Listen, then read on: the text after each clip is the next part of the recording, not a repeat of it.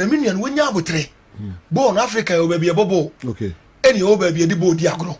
I said, Baby a bobo, Egypt, Morocco, Tunisia, Algeria. Omombeji, Omombobo is here, and I and Nigeria, Nimba, Champions League 4. If you are now called TB Mazembe, a 1 year bobo. Uko Guinea, Timo Hawaii, Nini, a friend, Horoya. What you say? So we are so sad your love for Koto and Mamma, naturally, we seek some net. As some year, House of Folk for support a year 2 January and Africa Hano. Your baby a bobo, and your baby a born a diagro. Or he a mama ya ubodi ya a year Egypt, Morocco, Tunisia, Algeria, Nigeria, Congo, Guinea Mono. Omonomania Bresede, Ompese, Omo Pebble Biabo. Na Ghana had the MSA born in the diagro, ye bike canashe. Nina say, and ya 5 players, almost Saturday. Na sa 5 players in the quan, yes, and on quan in the you, the donor gusu eba. Minoka say ya, Kumasi Asante Kotoko, Metema, Crobio, Asante Kotoko. Players in quan 5 for Mojo Mokai. Na more to come. Bako Edini Samse Duku. Bako Sudin Fernando Wisdom Bassey, where Nigeria ni, and our Daniel Adjetey. On just few months, ya no signing contract Makotoko. The night crank a board that over Bayara. Omejano kwai. Kyei Dwamena, no a midfielder on Somejano kwai. Justice Blay, the supporters' favorite, no, on Somejano kwai, so many jumabi. A year place ya Kumasi Asante Kotoko, and no more attenuity contract. No. Most of them, the supporters in the especially Justice in Kuku Blay. Supporters not paralyzed pass at the years I play with Tim Yina Kumu party me Bobo, is here kind of Kumasi Asante Kotoko. A ban say na Kotoko for any play out to see Justice Blay at me a paper Musa. Na the BBC Ghana idea so to film a place course be near that not to say Kotoko form clubhouse na Fumusano. A bra Kotoko for place in the airborne home not to say I know din pa any nyan. Ya no kasi ya we team manager Ferro Hinibriano only place and some of them on no kasa. Because what can no same biada place in Subana and nya indiscipline too much. With the girlfriend back clubhouse or no back what for chili akope girl no nakoda nanto kwa. Into some of the players nakoda no a judge no a boom and yes is based on performance. But in the public domain they will just come and tell supporters say omonoma party ways mutually but na asaman kasa ho indiscipline too much. Offer player Fernando Wisdom Bassey Nigeria ni guy obaya.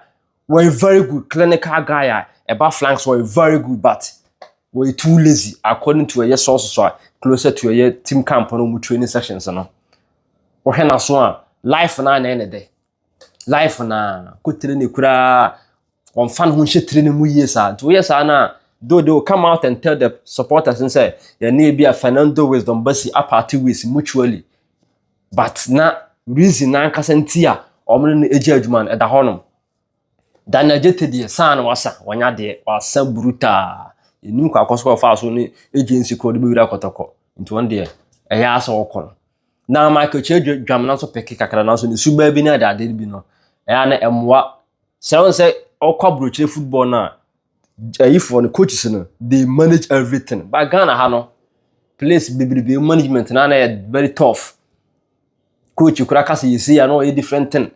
The coach in the so suba binya the more challenging man as want to manage you the best of catch them paying for and say player we muntemiti contract no onko mintim nya djuma bi because o man hwan temiti some players be contract na sa players no o mo tena hwa no musuba no o mo timi de aside young guys no be innocent na team be collapse.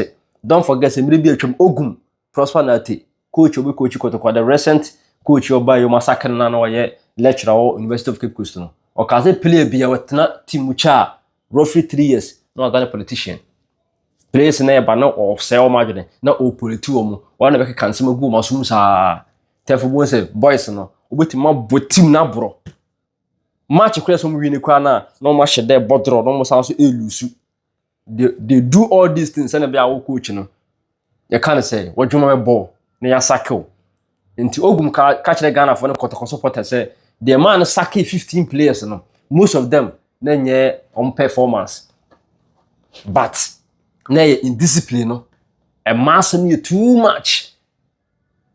Ebu after match akora se nkokokora ko rest no nam club was a night club oni ade several times na Kotoko players boys ni bi akwache om se fumo so night clubs na ade no omba ho be display pa player ade o se sa plays bu betima ko clubs to no betima perform the by system no ye platform Africa na Ghana ha say no we play na so the lifestyle can too much ya wow because abrochire time na Ronaldinho bobo no o betima ko club ne the next day or bobo match perform because abrochire no pere bia on the psychologist ni ade a lot of clinical measures and the tudwa it's to now kwan so ma place no etim perform regardless of lifestyle by Ghana ha teams ni be ko any psychologist or psychologist class psychologist kan 777 ni nim di mu kra say enti away from these things no na team Kotoko na kasa wo hia futuo hwe team bit say Al yo Egypt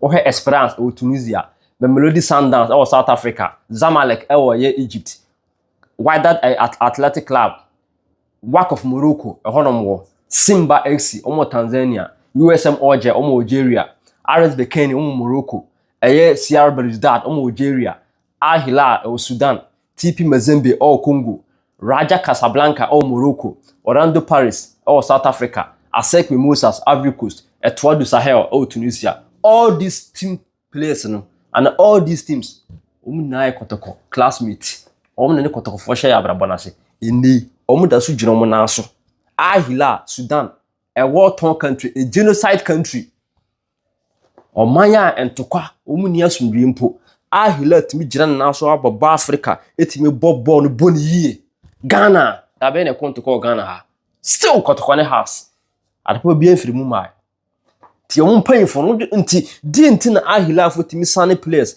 ema players ntimi tra ho bobo no be 5 years consistency sabe ba Africa beje Kotoko nko ne house fo ko nko de so mpan fo no won fekeke no motusika gum keke motusika gum no direction afibia yes sa coach yes sa players sa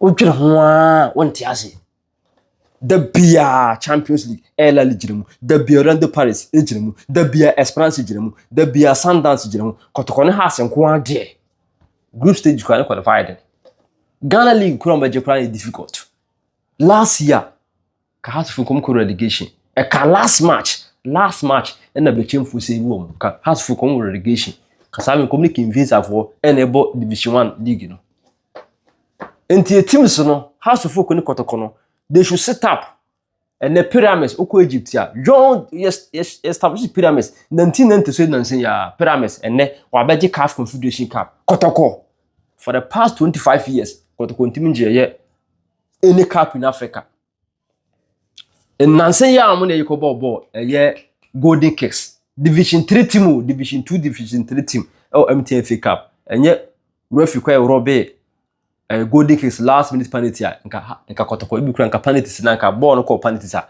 nko molusu cup no tebusan for Kotoko supporters mon sorry send ya untumi kan mon sorry na mon kasa mo team no ho it's high time or some paying for team signing players e dey share contract mu say more 5 solid years ya untumi 29 emfiri Kotoko no muntu o so ka yie o fa player na dey share contract mu te Ghana ha na mano 20,000 Ghana cedis a month ya player bi no ka say okobobo e Ethiopia e hardwene pa nti abusan for yemfansia na e be say share bi ma we subscribe to the BBC Ghana.